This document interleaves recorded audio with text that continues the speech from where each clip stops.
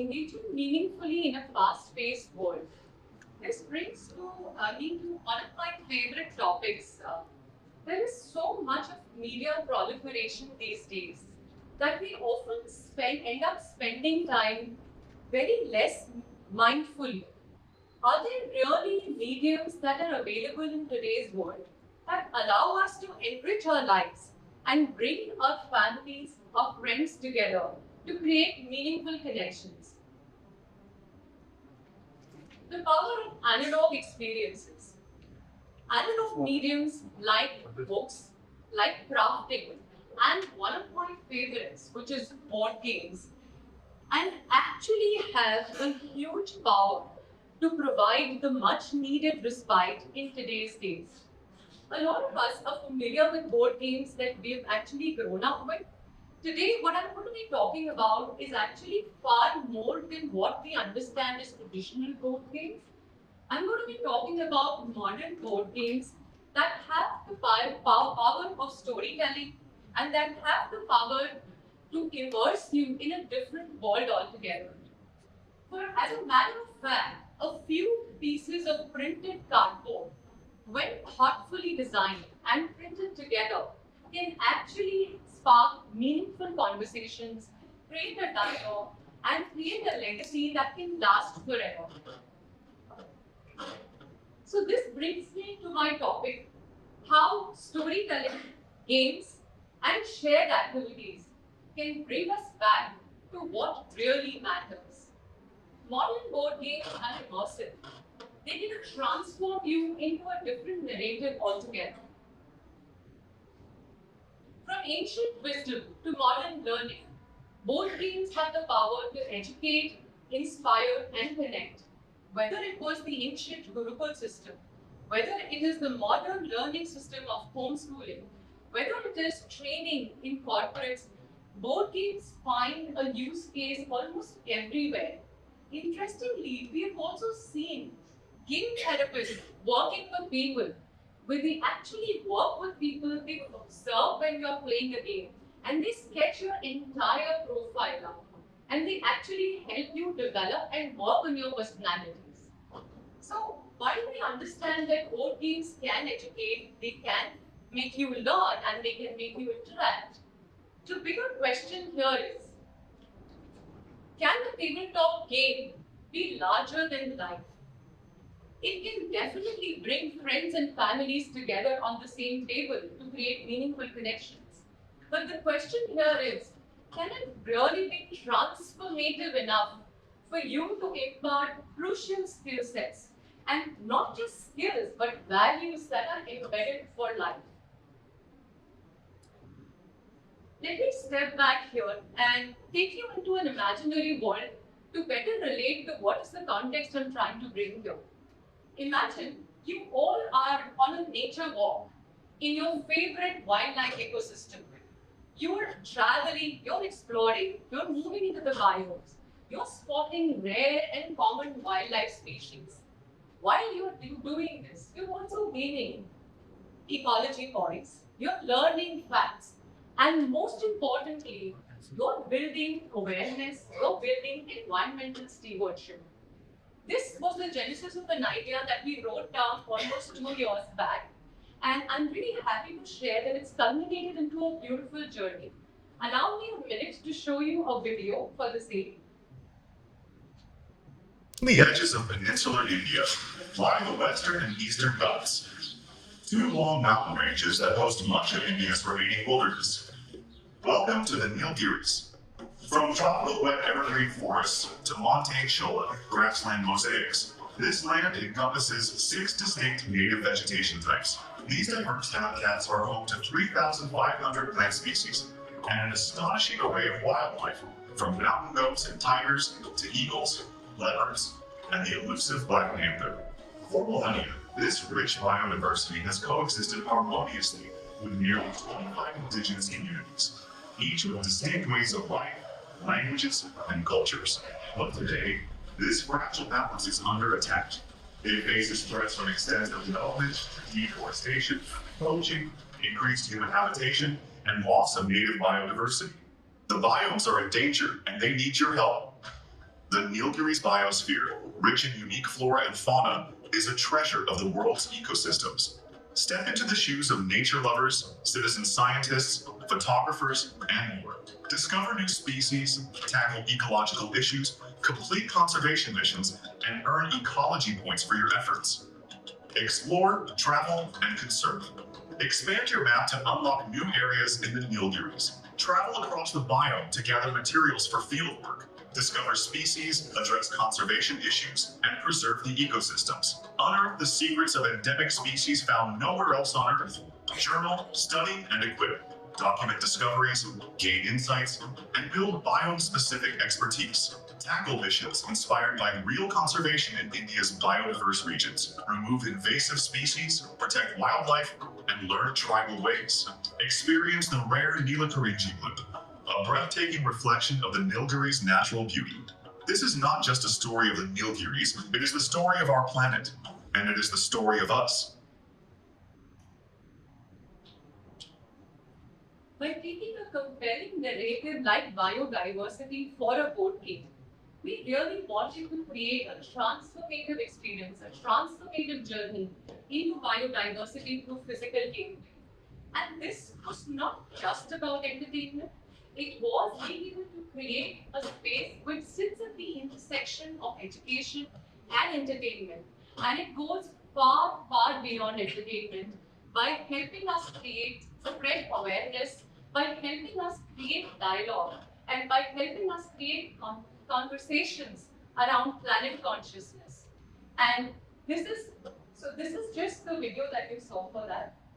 One of the reasons why we actually took up this subject, because we wanted basically ecology, biodiversity, and conservation was very close to our hearts, and we really wanted to do justice to that.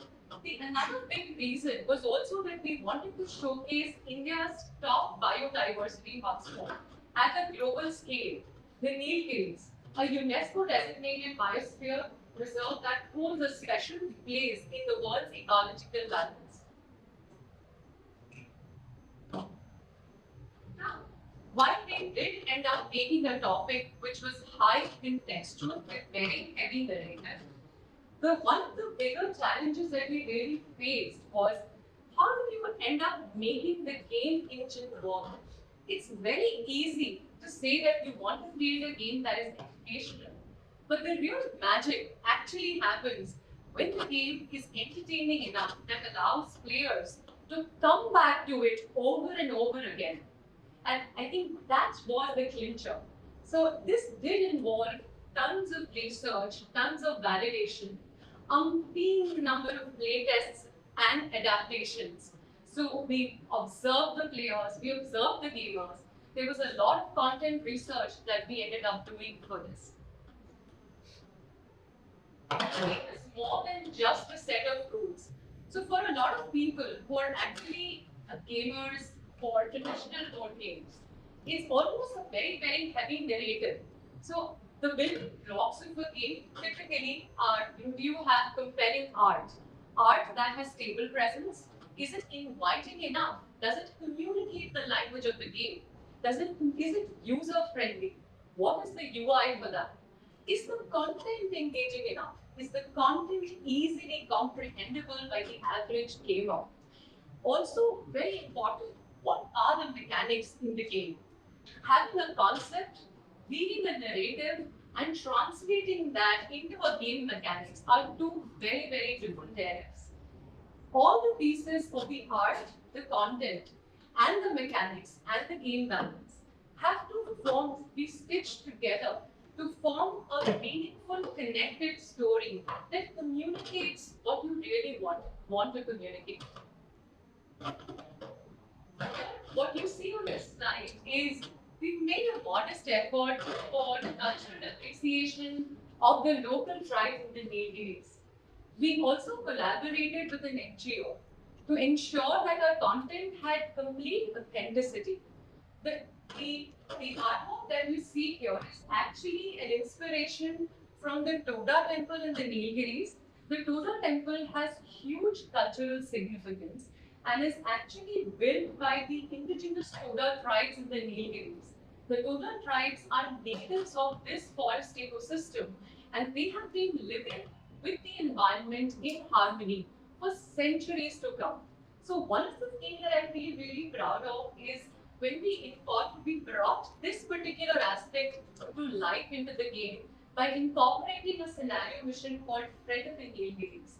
In the game, the players are encouraged to actually make friends with the Nilgiri tribe, a tribal people, and you score points for conservation when you are actually working with the indigenous tribes.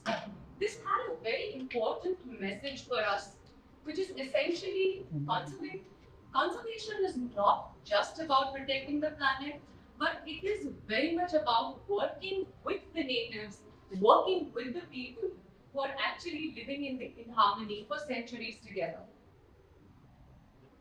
This is another aspect. So Nilgiris is so beautiful that it has almost 3,500 plants and a countless number of wildlife animals. We chose a handful of 80 to 100 species and plants that would be showcased in the game to ensure that we are covering the 6 different ecotypes of Nilgiris, to ensure that we do justice to the diversity of the ecosystem. And not just that, we also ensured that the entire artwork was anatomically correct.